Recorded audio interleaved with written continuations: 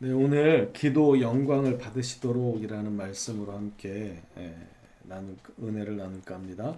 오늘 우리 50편 15절이었는데 말씀을 좀 다시 한번 보도록 하겠습니다. 이 전체적인 말씀을 좀 볼 필요가 있는데요. 제가 여기 찾지는 않았지만 우리 성경을 좀 보시면 838페이지에 보면 아삽의 시로 이 시가 기록되어 있습니다. 이제 성가 대장격인 이 아삽 가문이 지은 시인데요. 여기 1절부터 보시면 이렇습니다. 전능하신 이 여호와 하나님께서 말씀하사 해 돋는 데서부터 지는 데까지 세상을 부르셨도다. 하나님이 이 세상을 창조하셨음을 이야기합니다. 온전히 아름다운 시온에서 하나님이 빛을 비추셨도다. 우리 하나님이 오사 잠잠하지 아니하시니 그 앞에는 삼키는 불이 있고 그 사방에는 광풍이 불리로다. 하나님이 자기의 백성을 판결하시려고 위하늘과 아래 땅에 선포하여 이르시되 나의 성도들을 내 앞에 모으라. 그들은 제사로 나와 언약한 이들이니라 하시도다. 하늘이 그의 공의를 선포하리니 하나님 그는 심판장이시미로다. 그러면서 7절부터 보면 이렇게 하나님이 말씀하십니다. 내 백성아 들을지어다. 내가 말하리라. 이스라엘아 내가 내게 증언하리라. 나는 하나님 곧 너의 하나님이로다. 나는 너의 재물 때문에 너를 책망하지는 아니하리니 너의 번제가 항상 나의 앞에 있음이로다. 내가 너의 집에서 숫소나 너의 우리에서 순념소를 가져가지 아니하리니 이는 삼림의 짐승들과 무산의 가축이 다 내 것이며 산의 모든 새들도 내가 아는 것이며 들의 짐승도 내 것이미로다. 지금 하나님께서 뭐라고 선포하시냐면 제사로 너와 내가 맺은 관계인데 너희들이 가져오는 재물이 부족하거나 그래서 책망하지 않겠다는 거예요. 그러니까 그런 거 염려하지 말라는 거예요. 형식적인 것에 매달리지 말라는 것이죠. 그러면서 하나님은 어떠한 분이시라고 이야기하냐면 모든 것이 다 나의 것이다. 그러니까 내가 뭔가 부족해서 너희에게 재물을 받으려고 하는 게 아니기 때문에 이것을 깨달으라고 하는 것이죠. 자, 그러면서 12절에 보면 내가 가령 줄여도 내가 혹시 하나님이 굶주리실 수 있을까요? 불가능한 이야기죠. 하나님은 모든 것의 근원이 되시고 공급자가 되시는 분이신데 어떻게 하나님이 줄일 수가 있겠습니까? 굶주리실 수 있다는 게 말이 안 되죠. 하지만 만약에 내가 굶을지라도 너에게 요구하지 않겠다 이렇게 말씀하십니다. 왜냐하면 여기 12절 중반절 이후에 보십시오. 세계와 거기에 충만한 것이 다 누구 것이라는 거예요? 하나님의 것, 나의 것이기 때문에 너한테 요구하지 않겠다는 것입니다. 그러니까 안심하라는 거예요. 너희가 가져오는 재물이 부족해서 너희들을 책망하거나 너희들에게 요구하지 않으니까 그런 것 때문에 염려하지 말라는 것입니다. 하나님이 어떠한 분이신지를 분명히 알고 제사하라는 것이죠. 그러면서 13절, 14절 함께 읽어볼까요? 시작. 내가 숫소의 고기를 먹으며 염소의 피를 마시겠느냐? 감사로 하나님께 제사를 드리며 지존하신 이에게 내 서원을 갚으며 15절 함께 읽겠습니다. 시작. 환난 날에 나를 부르라. 내가 너를 건지리니 내가 나를 영화롭게 하리로다. 23절도 읽어볼까요? 시작. 감사로 제사를 드리는 자가 나를 영화롭게 하나니 그의 행위를 옳게 하는 자에게 내가 하나님의 구원을 보이리라. 이 50편의 주제는 뭐냐면 하나님이 다 모든 걸 갖고 계시고 공급자이시고 부족함이 없으시기 때문에 너희들의 무슨 재물이 부족해서 너희들을 탓하거나 너희들에게 요구할 일이 없으시다라고 하는 것을 말씀합니다. 그러니까 오직 하나님께 나아가는 자는 감사로 나아가라는 거예요. 감사할 것밖에 없다는 것이죠. 그 와중에 오늘 본문이 들어있습니다. 환난 날에, 어려운 날에 나를 부르라. 하나님을 찾으라는 거예요. 하나님을 기대하고 하나님께 소망을 두라는 것입니다. 그러면 어떻게 하시겠다는 거예요? 내가 너를 건지리니 도우시리니 네가 나를 영화롭게 하리로다. 이 말씀을 잘 묵상해 보시면요, 대단히 은혜로운 말씀입니다. 주님이 내가 필요한 것이 이것이 있으니 나에게 이만큼을 가져와라. 그러면 내가 너를 돕겠다 이렇게 말씀하시는 것이 아니라 나는 다 가진 자이고 부족함이 없는 자이기 때문에 나에게 가져오는 것이 부족해서 너희들이 전전긍긍할 필요가 없고 오직 힘들고 어려운 날에 나를 기다리고 기대하고 나에게만 소망을 두고 나를 찾으면 내가 너희들의 모든 부족한 부분을 채우고 도와주겠다. 그리고 이 도움을 통해서 누가 영광 받는다는 거예요? 하나님이 영광 받으신다는 것입니다. 그러니까 우리에게 지금 뭐라고 말씀하시는 거예요? 너희는 그저 하나님을 기대하고 하나님을 구하고 하나님께 소망을 두고 하나님께 너희의 필요를 구하라. 그렇게만 한다면 내가 너희를 도움을 통해서 너희를 도와줌을 통해서 너희의 필요를 공급해줌을 통해서 내가 바로 영광을 받겠다. 너희들이 나에게 가져오는 재물 때문에 내가 만족하는 것이 아니라 너희들의 기도, 너희들의 믿음, 너희들의 간절한 그 갈급한 소망을 가지고 나오는 그 자세 때문에 하나님이 우리를 도우시고 우리를 도우시는 것 때문에 하나님이 영광을 친히 받으시겠다 이렇게 말씀하시는 것입니다. 이것이 다른 신들과 비교되는 것이죠. 다른 우상들은 어떻습니까? 우리에게 자꾸만 무언가를 요구합니다. 이것을 드려야 하고 저것을 드려야 하고. 그래서 여타 종교와 기독교가 다른 것이 무엇입니까? 인간이 노력하게끔 합니다. 자꾸만 노력하게 해요. 인간이 자꾸만 무언가를 열심히 하게끔 합니다. 하지만 우리 생명의 종교인 기독교는 그렇지 않습니다. 생명을 얻었기 때문에 구원을 얻었기 때문에 그 감사함으로 당연히 해야 하는 것을 행할 뿐이지 그것을 해야만 우리가 하나님의 은혜를 받는다거나 그렇게 이야기하지 않습니다. 그렇게 이야기하는 순간 이단이 되어버리는 것입니다. 주님은 공급자이십니다. 창세기 20장에 보면요, 아브라함이 실수합니다. 자기 아내가 얼마나 아름다웠던지 아내 때문에 자기 목숨을 잃을까봐 아내를 동생이라고 속이죠. 그러니까 그것을 알 턱이 없는 아비멜렉이라고 하는 왕이 그 아브라함의 아내 사라를 데려갑니다. 그래서 첫날 밤을 치르려고 하는데 하나님의 사자가 나타나서 그것을 딱 막아버리죠. 그런데 그때 이런 말씀이 있습니다. 이제 그 사람의 아내를 돌려보내라. 그는 선지자라. 그가 너를 위하여 기도하리니 네가 살려니와. 하나님은 참 재밌으신 분인 것 같습니다. 실수한 아브라함을 통해서 아브라함이 기도하게끔 하시고 이 아브라함의 기도를 통해서 하나님이 역사를 하십니다. 어떻게 역사하시냐면 17절 함께 읽어볼까요? 시작. 아브라함이 하나님께 기도하매 하나님이 아비멜렉과 그의 아내와 여종을 치료하사 출산하게 하셨으니 여호와께서 이왕에 아브라함의 아내 사라의 일로 아비멜렉의 집의 모든 태를 닫으셨음이로다. 실수했던 아브라함의 기도를 통해서 이 놀라운 역사가 일어나게 합니다. 이건 결국은 누가 영광을 받는 것이죠? 이 기도를 누가 받으십니까? 하나님이 받으시죠. 하나님이 능력자이심을 기도의 응답을 통해서 드러내시는 것입니다. 요한복음 15장 5절에 보면 이런 말씀이 있습니다. 나는 포도나무여 너희는 가지라. 그가 내 안에 내가 그 안에 거하면 사람이 열매를 많이 맺는데 나를 떠나서는 너희가 아무것도 할 수 없습니다. 주님께 우리가 떠나서는 절대로 생명을 얻을 수 없죠. 열매를 맺을 수가 없습니다. 그렇기 때문에 이 열매를 맺기 위해서는 주님과 함께 있어야 합니다. 기도가 어려운 이유는요, 여러분, 사실 기도가 어렵기로 따지면 대단히 어려울 수 있지만 기도하지 못하는 사람들의 특징이 있습니다. 자아가 깨어지지 않으면 절대로 기도하지 못합니다. 내 자존심이 중요한 사람들은요, 절대 기도하지 못합니다. 여러분, 그냥 믿음 없는 사람들을 위주로 잘 생각해 보십시오. 자존심이 센 사람들은요, 누구에게 부탁하지 못합니다. 왜냐하면 내 자존심이 허락하지 않는 거예요. 내가 죽으면 죽었지 어떻게. 여러분, 믿음도 이것과 아주 깊은 관계가 있습니다.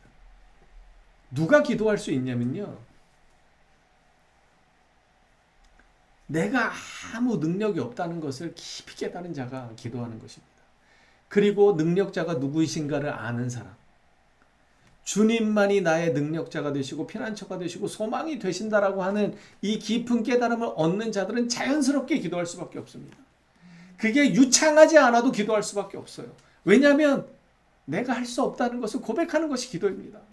여러분, 기도가 어렵게 치면 대단히 어렵지만 그렇지 않습니다. 이것을 깨달은 자들은요, 그냥 기도할 수밖에 없어요. 하나님, 저는 못합니다. 도와주세요. 우리 아이들이 어떻게 합니까? 부모에게 막 자존심을 내세우나요? 나 이거 해야 되는데, 아빠한테 엄마한테 이거 도와달라고 하기 자존심이 이제 그게 사춘기 때부터 시작되는 거죠. 근데 그냥 어린 아이들, 순진한 어린 아이들 어떻게 합니까? 그냥 도와달라고 떼쓰잖아요. 아빠 이거 도와줘. 우리 윤희가 대단히 지금 부담스러워합니다. 혹시 자기 얘기를 할까봐 대단히 부담스러워 인상을 쓰고 있는데 윤희도 마찬가지예요. 뭔가 하다가 자기가 망가뜨렸는데 막 화를 내요. 자기가 망가뜨리고 막 화를 내요. 왜 화를 내냐고 막 그러면 그냥 화가 나니까 화를 내는 거예요. 그럼 제가 고쳐줍니다. 그럼 어느 틈엔가 와가지고 또 그걸 갖고 놀면서 막 웃어요. 그 화를 내는 게 뭐예요? 저한테 어필하는 거죠. 여러분, 기도는요, 나는 할 수 없습니다. 이렇게 고백하기 시작하는 게 기도입니다. 주님 없이는 나는 가망이 없습니다. 좀 제발 도와주십시오. 이게 기도입니다. 그리고 하나님은 이 기도를 기뻐 받으십니다. 여러분, 성도와 비성도의 차이, 불신자의 차이가 무엇입니까? 기도할 수 있느냐 없느냐입니다.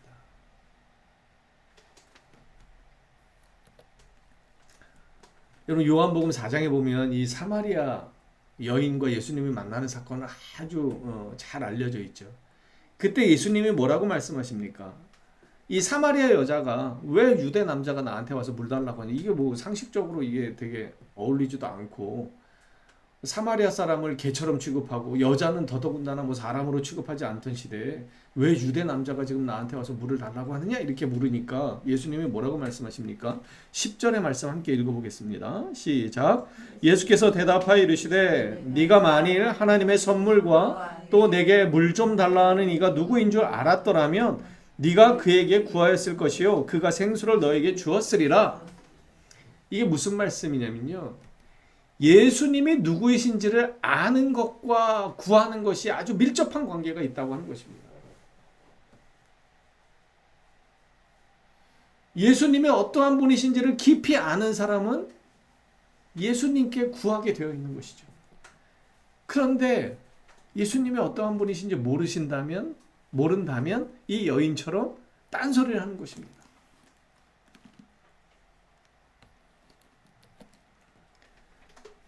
기도는요, 하나님이 어떠한 분이신지를 잘 알면 기도하게 되어 있다는 것이죠. 그런데 많은 사람들이 왜 기도의 자리에 나아가지 못하는가? 사실은 하나님이 어떠한 분이신지, 예수님이 어떠한 분이신지를 제대로 알고 있지 않기 때문입니다. 그리고 그것은 또 거꾸로 말하면 자기 자신의 무능을 인정하지 못하기 때문입니다.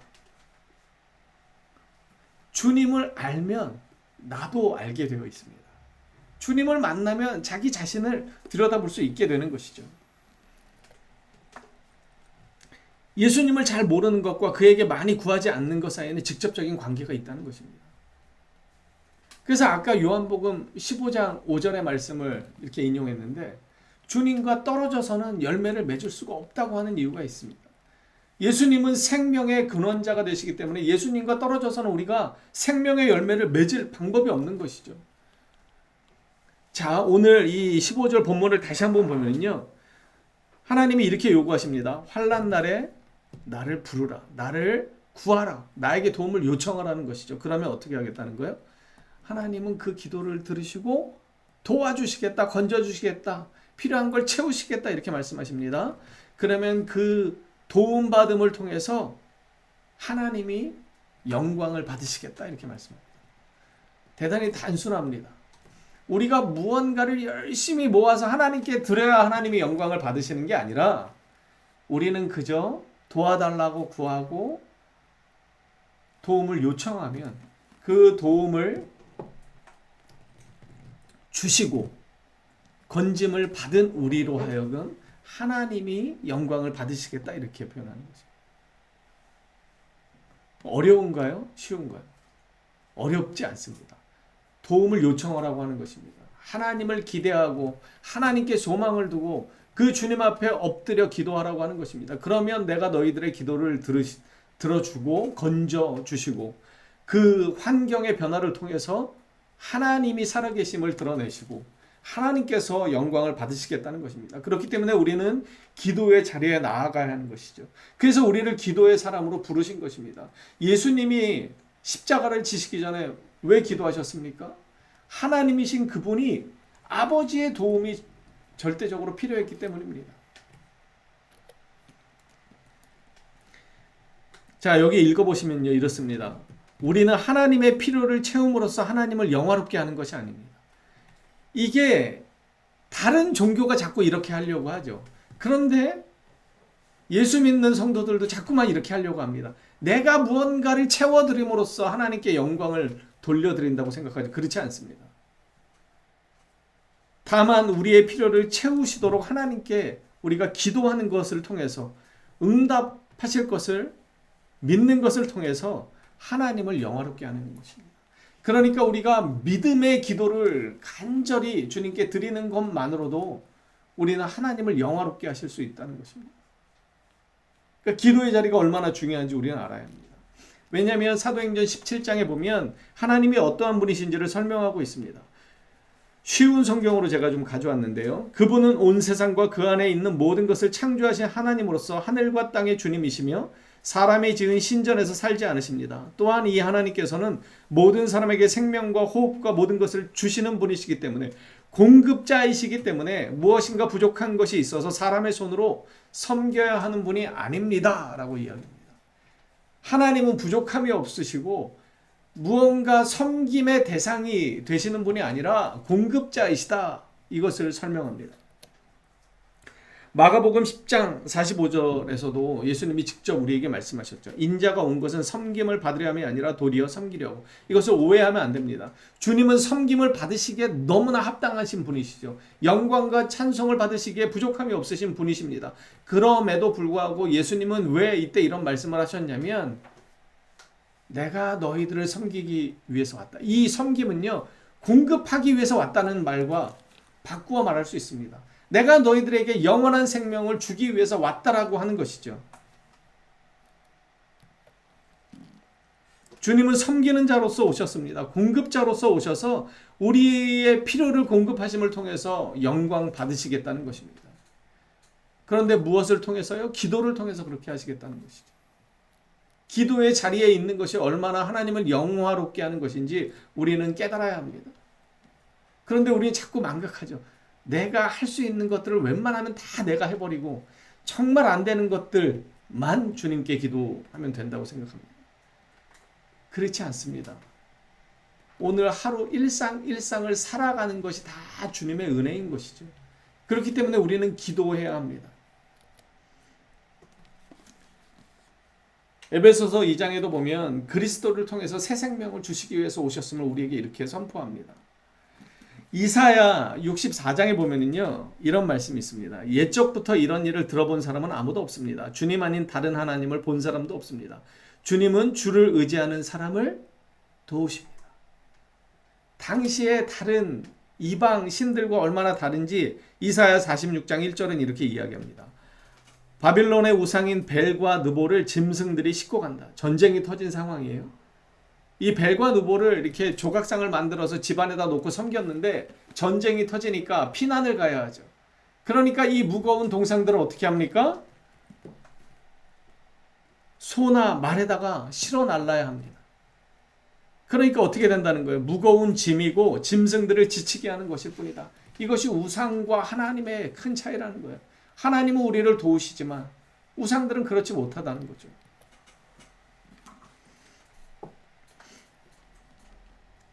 우리는 기도를 통해서 하나님이 영광을 받으시도록 이렇게 해야 합니다.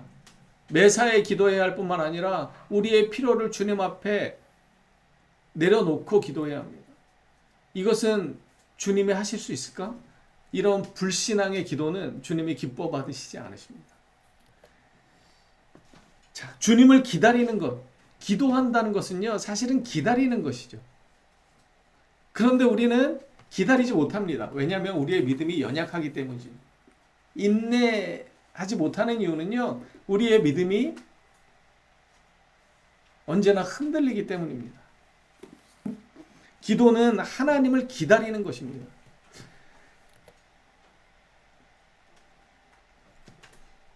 이사야 30장 15절에 보면요, 이렇게 말씀하십니다. 너희가 내게 돌아와 나를 의지하면 구원을 받을 것이다. 잠잠하고 나를 믿으면 힘을 얻을 것이다. 여기서 잠잠하다는 것은요, 참고 기다리는 것을 이야기합니다. 그런데 보통 환난 날은 어떻죠?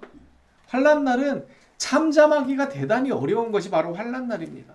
시련과 어려움이 계속되는 그 나날이 어떻게 잠잠할 수 있겠습니까? 하지만 하나님은 뭐라고 말씀하시냐면 너희가 내게 돌아와 나를 의지하면 구원을 받을 것이고 잠잠하고 나를 믿으면 힘을 얻을 것이다, 이렇게 표현합니다. 그런데 어떻게 했다는 거예요? 그렇게 하지 않았다는 거죠. 아닙니다. 우리는 말을 타고 도망치겠습니다. 너희들이 그렇게 말했기 때문에 너희들이 도망가게 될 것이다. 하나님이 이렇게 말씀하십니다. 안타까운 것이죠. 제가 여러 번 인용했지만 출애굽기 14장에 보면 이 홍해 앞에 그 뒤로는 바로의 철병거가 막 달려들 때 백성들이 모세를 향해서 엄청난 원망을 쏟아냅니다. 애굽 땅에서 그냥 죽게 만들지 왜 여기까지 데리고 와서 이 광야에서 우리를 죽게 하는가? 그렇게 원망하기 시작할 때 이 모세가 했던 말입니다. 두려워하지 마십시오. 굳게 서서 여호와께서 오늘 여러분에게 베푸실 구원을 보십시오. 오늘이 지나면 이 이집트 사람들을 다시는 보지 않게 될 것입니다. 그저 가만히 있기만 하십시오. 여러분, 제가 이 상황을 여러 번 설명드렸는데 가만히 있을 상황인가요? 잠잠할 수 있는 상황인가요? 그렇지 않습니다. 그런데 어떻게 가만히 있을 수 있는 거예요? 하나님을 기대하기 때문에 가만히 있을 수 있는 것입니다. 나를 기대하는 것이 아니라 하나님의 전능하심을 의지하는 자는 가만히 있을 수 있는 것입니다. 잠잠히 있을 수 있는 것이죠. 이것이 믿음입니다. 역대하 16장에 보면요, 유다의 아사 왕이 북이스라엘의 왕이 쳐들어왔을 때 아람의 군대를 의지합니다. 그때 하나님이 하셨던 말씀이에요. 왕은 왕의 하나님 여호와를 의지하지 않고 아람 왕을 의지했습니다. 그러므로 이제 아람 왕의 군대는 왕의 손에서 벗어났습니다. 왕이 어찌할 수 없는 지경에 이르렀다, 이렇게 표현하는 것이죠. 그래서 9절에 보면 여호와께서는 온 땅에서 온전히 여호와께 몸을 맡기는 사람을 찾고 계십니다. 누구를 찾는다고 그러는 거예요? 하나님을 의지하는 사람, 하나님께 소망을 두는 사람, 하나님께 기도하는 사람을 찾고 계십니다. 여호와께서는 그런 사람들을 강하게 해 주시기를 원하십니다. 아사 왕이요, 왕은 어리석은 짓을 했습니다. 이제부터 왕은 여러 전쟁에 시달려야 할 것입니다. 여러분, 우리가 기도하지 않는 모습이 아사 왕과 대단히 닮아 있다는 것입니다. 우리가 하나님께 소망을 두지 않고 하나님께 도움을 구하지 않는 것은요, 사람에게 도움을 구하거나 나를 의지하는 것과 별반 다르지 않습니다. 그렇기 때문에 이것은 하나님께 영광이 되지 못한다고 하는 것이죠. 베드로전서 5장 7절에 보면 이렇게 표현합니다. 함께 읽어볼까요? 시작. 너희 염려를 다 주께 맡기라. 이는 그가 너희를 돌보심이라. 우리를 돌보시는 하나님이 드러나실 수 있도록 우리는 우리의 염려를 누구에게 맡겨야 합니까? 바로 하나님께 맡기라고 하는 것입니다. 너희 염려를 다 주께 맡기라. 그가 너희를 돌보심이라. 이 돌보심을 통해서 하나님이 영광을 받으시겠다는 것입니다. 여러분, 물론 마태복음 6장에 보면 어떻게 기도해야 하는지 하나님의 거룩한 이름을 위해서 먼저 기도하라고 주님이 가르쳐 주셨습니다. 하지만 오늘은 그런 차원이 아니라 기도는 좀 더 단순히 하나님을 기대하고 하나님께 소망을 두고 나의 무능을 전적으로 깨닫고 주님 앞에 무릎 꿇어 기도하는 그것만으로도 하나님을 기쁘시게 할 뿐만 아니라 그 행위를 통해서 하나님이 영광을 받으시기로 작정하셨다는 사실을 우리가 잊지 않아야 한다는 것입니다. 여러분, 기도의 자리에 나아가는 것만으로도 하나님이 영광을 받으시기로 작정하셨다는 사실을 기억하십시오. 내가 주님께 도움을 구하는 그것을 주님은 원하시고 그러한 사람을 찾아내셔서 그러한 사람에게 도움을 주심을 통해서 그러한 사람에게 공급하심을 통해서 하나님이 영광을 받으시겠다 우리에게 말씀하시는 것입니다. 그러니까 그저 너희는 힘들고 어려울 때 누구를 부르라고요? 하나님을 부르라는 것입니다. 하나님께 기도하라는 것입니다. 그것이 하나님께 영광이 된다는 사실을 잊지 않게 되기를 축복합니다. 여러분, 하나님을 섬기는 일은 드리는 일이 아니라 받는 일임을 기억하십시오. 이건 우리에게 너무나 큰 축복입니다. 마태복음 15장에 보면 수르보니게 여인이 나오죠. 이 여인이 했던 이야기입니다. 여자가 이르되 주여 올소이다마는 개들도 제 주인의 상에서 떨어지는 부스러기를 먹나이다. 그러니까 은혜를 달라고 요청하죠. 요청했습니다. 이 여자는 그저 예수님께 요청했을 뿐입니다. 요구했어요. 그 여인을 무시하셨지만 이 여인은 그 무시에도 아랑곳하지 않고 그래도 주십시오. 달라고 한 것입니다. 더 많은 것을 예수님께 가져와서 내 것 좀 받아주십시오라고 한 것이 아니라 예수님 그럼에도 불구하고 그 조그만 것이라도 저에게 좀 나눠주십시오라고 요구했습니다. 그랬더니 예수님이 뭐라고 말씀하셨습니까? 여자여 너의 믿음이 크도다. 너의 소원대로 되리라 하시니 그때로부터 그의 딸이 나옵니다. 이 여인의 요구를 통해서 하나님이 영광을 받으시는 것입니다. 하나님이 참 치료자가 되시고 소망이 되신다는 것을 이 여인의 요구를 통해서 드러난 것입니다. 여러분, 주님께 요구하십시오. 주님께 영광을 돌려드리도록 기도하십시오. 내 힘으로 내 능력으로 되지 않는 것들을 다 주님 앞에 내려놓고 기도의 자리로 나아가십시오. 주님은 그 기도하는 자, 하나님을 기대하고 하나님을 기다리는 자, 하나님께 소망을 둔 자를 지금도 찾고 계십니다. 그런데 우리는 기도의 자리가 너무나 비어있죠. 주님은 매일매일 우리를 지켜보고 계십니다. 그리고 우리가 주님께 요청하기를 간절히 바라고 계시고 찾고 계십니다. 우리의 간절한 기도를 통해서 주님이 채우시고 이 채우심을 통해서 하나님이 영광 받으시는 이 놀라운 선순환의 생명의 역사가 우리의 삶 가운데 있게 되기를 축복합니다.